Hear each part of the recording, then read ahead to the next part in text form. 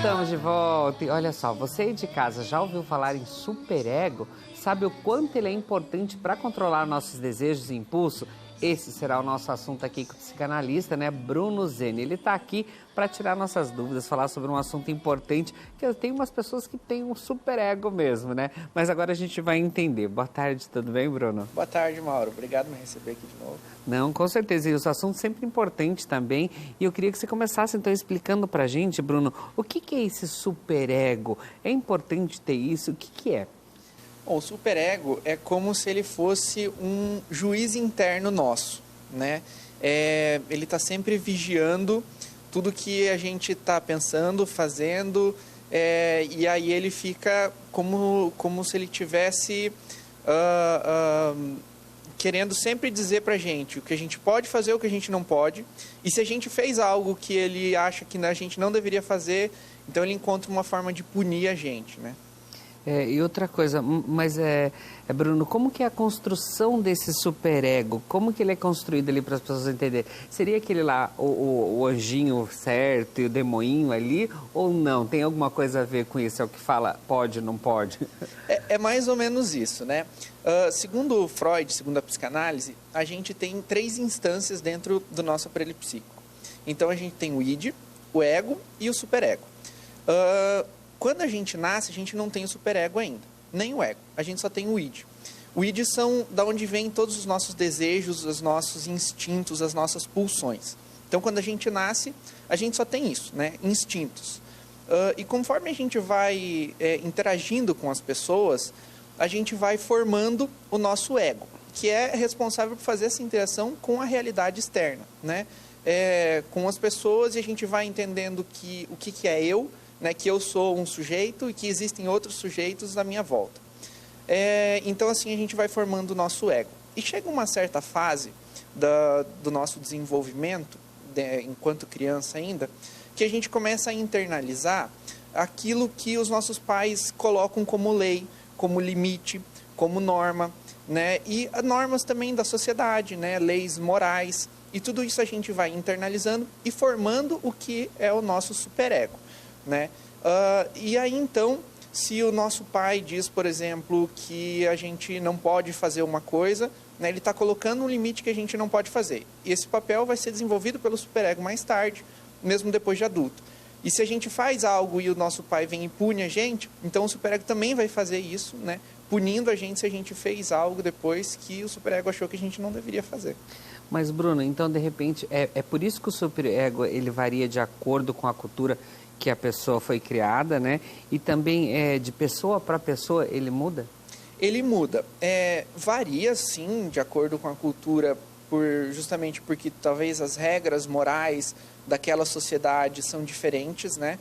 Mas o que muda mais e que influencia mais é como a criança percebe o que está sendo imposta pelos pais, né? Então, às vezes, você tem irmãos dentro de uma mesma cultura, dentro de uma mesma família, criada pelos mesmos pais, que vão perceber aquilo de formas diferentes. E aí uma criança pode ter um superego muito forte, recebendo essas leis de uma forma muito impositiva dos pais, e outra que não vai perceber tanto assim, vai ter um superego um pouco mais fraco.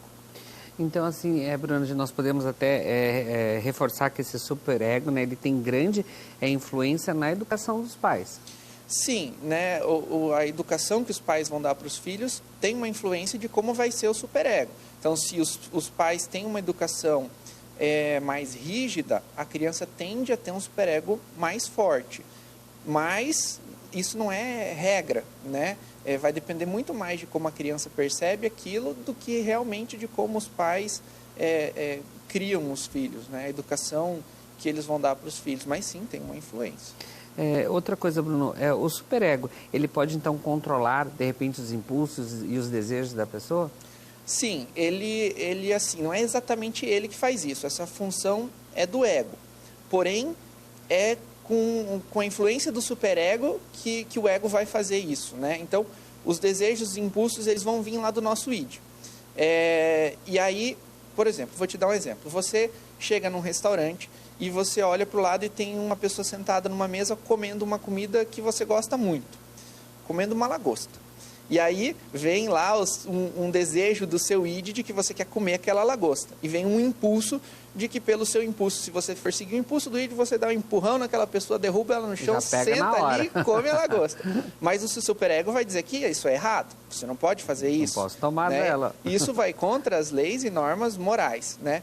Então, segundo o seu superego, isso precisa ser reprimido. E se você deixar o seu superego tomar conta, ele vai reprimir esse seu desejo lá para o seu inconsciente. E aí, se alguém te perguntar se você gosta de lagosta, você vai dizer que nem gosta, porque o seu superego reprimiu isso. Mas se você tem um ego forte e bem estruturado, você consegue fazer um balanço entre essas duas coisas e achar uma saída para isso. E aí, então, o seu ego vai dizer para o seu id, tudo bem, você não pode realizar esse desejo de empurrar a pessoa e comer a lagosta dela.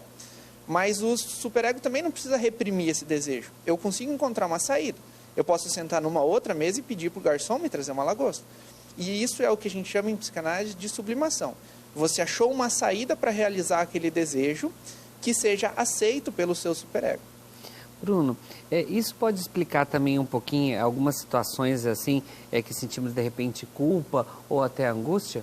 Sim, exatamente. Como quando a gente é criança, os pais punem a gente se a gente faz algo que eles acham que é errado, o nosso superego, a forma dele punir a gente se a gente faz algo que ele acha que é errado, é justamente fazendo a gente sentir isso, né? A gente fica sentindo culpa depois que a gente fez algo que o nosso superego achou que a gente não deveria ter feito. Mas o superego, ele não é algo ruim, né, então? Não, ele é necessário, né? Ele é necessário para a gente conviver em sociedade. Senão a gente saía por aí realizando catando os nossos desejos. Exatamente. Né? Então a gente precisa do superego. Mas a gente tem que encontrar esse equilíbrio. Por isso a gente precisa estruturar o nosso ego. Bruno, então assim, nós podemos até afirmar que as pessoas psicopatas, elas não têm esse superego, né? Não necessariamente. Assim, todo mundo tem o superego. Algumas pessoas têm o superego mais fraco e outras o superego mais forte. Porque o que acontece? Durante essa fase da formação do nosso superego, né, a fase que a gente chama em psicanálise da fase fálica, onde a gente vive o complexo de Édipo, que a gente forma o superego, a gente forma também a estrutura da nossa personalidade. E aí, segundo a psicanálise, a gente vai formar ou uma estrutura neurótica, ou uma estrutura psicótica, ou uma estrutura perversa, e esse perverso é o que a gente chama comumente de psicopata, né? Então, se a criança, na hora que é imposta essa lei para ela, essa norma, né, essas leis morais, ela percebe essa lei muito forte, muito rígida, ela forma um superego muito forte, ela vai formar uma personalidade neurótica, que é considerado na sociedade hoje o mais normal, o mais comum. Se a criança percebe essa lei um tanto fraca, que ela pode ser burlada com facilidade, ela pode ter um prazer em burlar essa lei. E aí então ela vai formar uma personalidade perversa, que é o que a gente chama do psicopata, né? Porque ele vai ter a noção que a lei existe, ele pode conhecer muito bem da lei, mas o prazer dele é burlar a lei, é ir lá e fazer aquilo que é contrário à lei, né? E se essa criança nem percebe que a lei existe, ela é tão fraca que ela nem percebe a existência, ela fica na estrutura psicótica. E aí nessa estrutura, ela pode eventualmente vir a burlar a lei, mas não intencionalmente, mas porque ela está fazendo aquilo seguindo os desejos, os impulsos dela, sem perceber que a lei existe. Bruno, então é por isso até as pessoas saberem que é importante, né, você então encontrar o equilíbrio ali no superego e saber lidar com ele, né?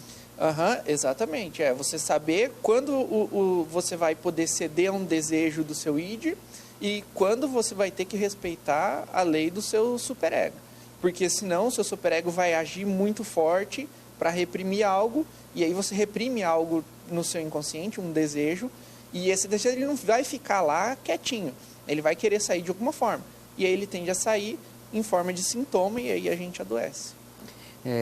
Então o importante também é ficar atento a esses sintomas aí, perceber a hora de procurar a psicanalista para poder entender. Mas uma coisa também, o importante desse trabalho é a gente reconhecer os desejos reprimidos ou até mesmo fazer um trabalho para aceitar isso, né, Bruno? Para começar a entender, saber lidar, não tentar burlar ali, como você falou, né?